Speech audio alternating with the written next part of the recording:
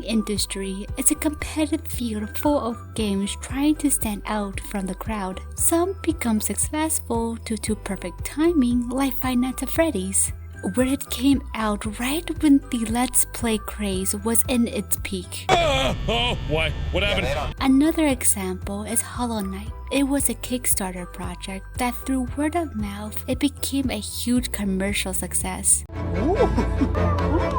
While other games flopped due to poor management or other reasons. Stronger and make the bad guys cry like an anime fan on prom night. Luckily, despite the risk that goes into developing a game, the team of Monomi Park was determined to make their game a success story. That game being Slime Rancher, a cheerful game that started off simple but managed to sell over 5 copies I think. After 3 billion years since coming out of early access, how does the game still hold up? Let's see and find out. This is Slime Rancher, let's get ranching.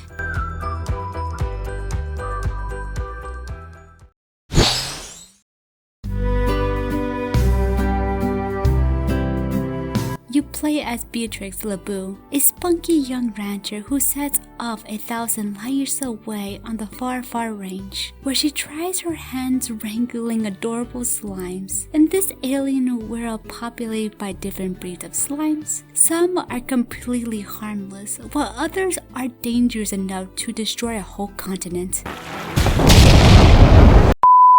A vibrant world that takes you away from the stresses of reality to a bubbly land of happiness and joy. The world of Slime Rancher isn't a hardcore or fast-pacing shooter, but a farm simulator game where you're responsible for maintaining, nurturing, and profiting from bubbly balls of vibrant chewing gums. Just like most farm simulator games, the main resource is plort, which can be obtained by natural means from slimes. Each plort has a different value but are the same when it comes to exchanging in-game currency, as well as using it for upgrades and new land. These pieces of land are known as plot land, where you can build little settlements for your slimes, chickens, and garden. As you grow your ranch, eventually crafting is introduced as gadgets that either assist in your ranching or flare your home with decorations. By using extractors, these devices extract precious material from the planet to be used for future gadgets. If you need extra cash or resources, help your fellow neighbors. There are 5 NPCs with different ranch professions, each having a request to trade. With every completed trade, you will receive a reward. Also need to mention that 3 out of the 5 already have expansions for you to try for free. Over the course of the game, you will receive Star Mail, in which is a mailing service that unlocks features within the game like expansions I previously mentioned. It also helps to every once in a while check your Star Mail that is under Cassie. Adorable this world is, there are dangers you need to be aware of. There are feral slimes that take a bite out of your health if you're too close. Jumping into the sea will knock you out and remove items from your inventory.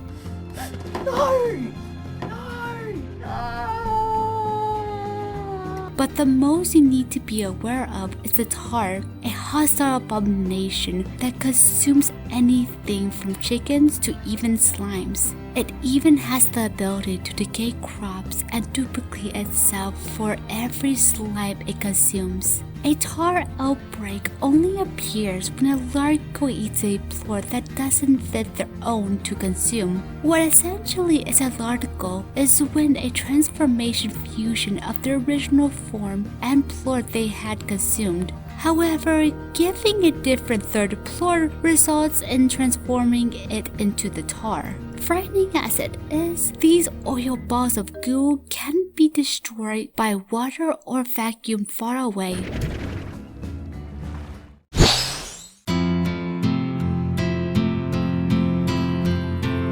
There are or other phenomenons you may encounter during your journey. The Gorthal, Lucky, and Gold slimes, areas to unlock, treasure pots, additional features in your ranch, etc.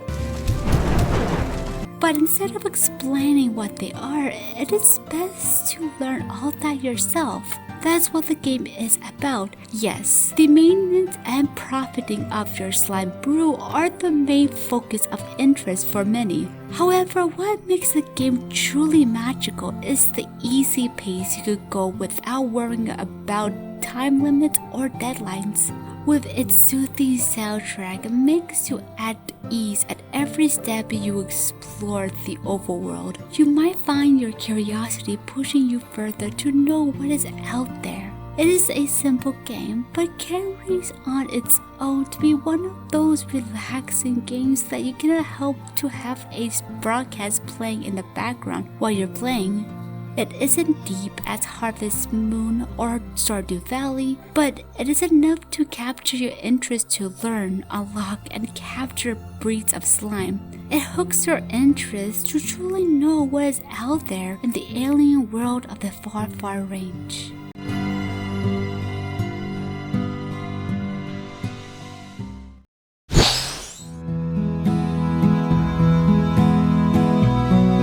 However, not everything is full of rainbows and sunshine within the game. Just like any other game, there are flaws. Even for my love of the game, I am not blinded by its flaws. But the amount of hours I have put into the game, the issues with it becomes very clear. Simple the game is, some might find it too easy. There is not much of a challenge in wrangling and handling enemies in the game. All you need is your trusty backpack to vacuum them away or squirt of water. In fact, throughout the game, you will mainly use your backpack for literally everything. Despite this, some might like the simplicity of it. The game is very user-friendly. It does a good job guiding you with tutorials in every start of a new game. It doesn't really hold your hand, but gives enough information on what gadgets does what and doesn't question your intelligence. I would even say that the game is perfect for a young child who wants to get into video games.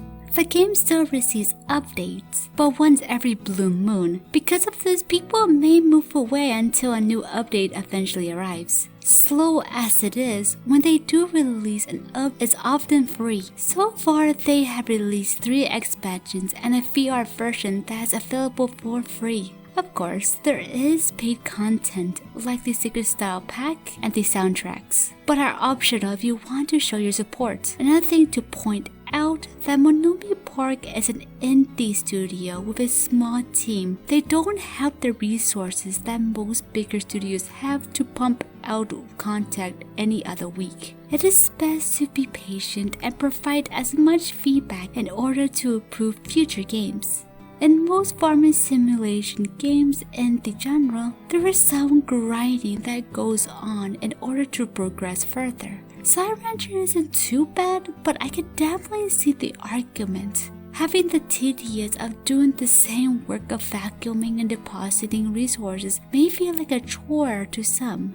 The game predetermines where you can put your gadgets or devices in certain key areas. Furthermore, it's after unlocking the end credits that there isn't really a goal other than growing more profits. That is the issue you will come across, is that you will have so much money that you don't know what to do with it. Even after unlocking every upgrade and new area, you will see your profits skyrocket to a point that there isn't anything else to do to use it for. Another thing to point out is poor inventory space, where you may likely need to backtrack a lot in order to dump your resources. I can agree with most parts of that argument. The game is definitely limiting in goals and gadgets placements. However, I disagree in inventory space. I understand how small the inventory space is, but I think provides the player to manage the resources more carefully. Yeah, it sucks having to backtrack, but I will argue that fits the theme of the game, where you are on this alien world where you're alone. Whatever item you come across, you need to think carefully on whether or not it is the item you need or not. There is a great satisfaction in watching your small ranch turning into an upgraded fortress of the latest tech. It is a cheerful, colorful, and vibrant world that keeps you hooked after vacuuming your first slime. You even might find yourself hooked for hours on the overworld exploring new areas and slimes. The game isn't the high-tier graphics or fast action like most video games nowadays, but what it offers is a soothing experience. Even the music reflects that very well, especially at night. If you had a hard day or need to unwind, the game definitely does that. Not to mention how freaking adorable these lives are. Doesn't matter how good the game is, it matters how developers treat their audience. By far, the studio has been doing a good job responding to any issues within the game. The drone update, for example, less than a week after release, the studio immediately fixed any bugs or glitches that would affect the game. It shows how dedicated they are in making their players happy. I'm aware that Slime Rancher is their first game, so of course they will be responsive. However, most indie studios will move on into different projects and drop their previous projects completely. After 3 years since leaving early access, the dev team is still proud to provide the best content to the players. When coming into the game for the first time, it is important to have a cool mindset.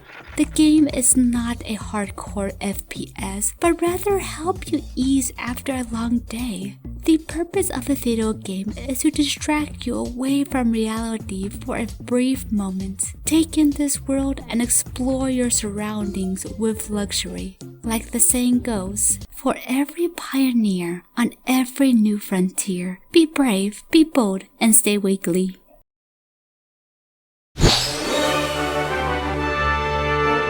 So, what do you guys think of the review? Is there anything I missed? Let me know down below.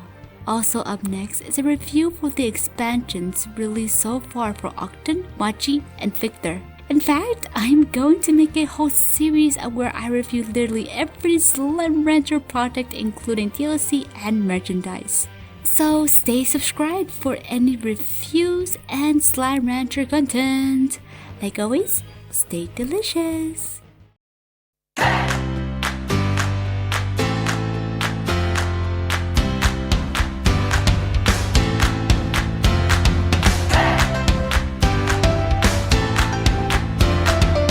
Simple. 3, 2, 1.